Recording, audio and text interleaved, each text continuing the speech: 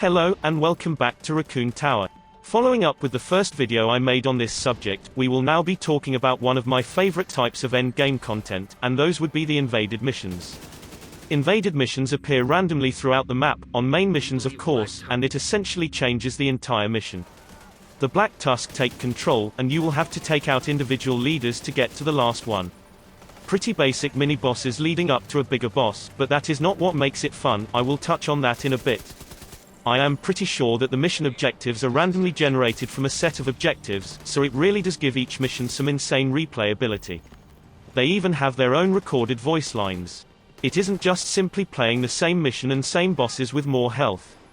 The Division 2 has really learned from the first game's mistakes, and I really am proud of Ubisoft for putting time and effort into this game.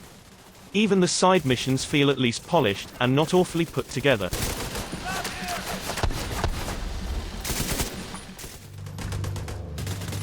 But, now for the one aspect that just keeps drawing me back.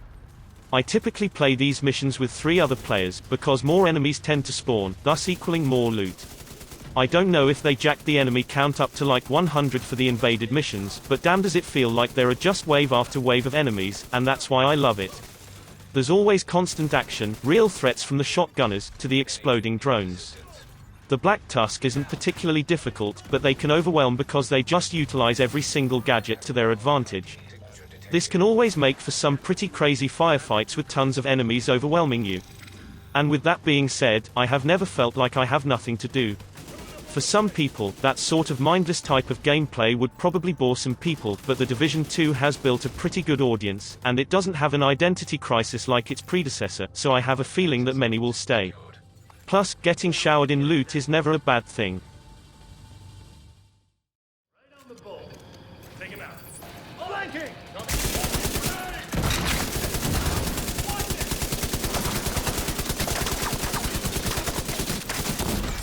And now of course, the negatives. However, I honestly can't find too much to say bad about the invaded missions. Personally, the higher level difficulties become pretty unbearable because of how much health and armor every enemy has, but I assume there was some form of demand because the heroic difficulty came post-launch.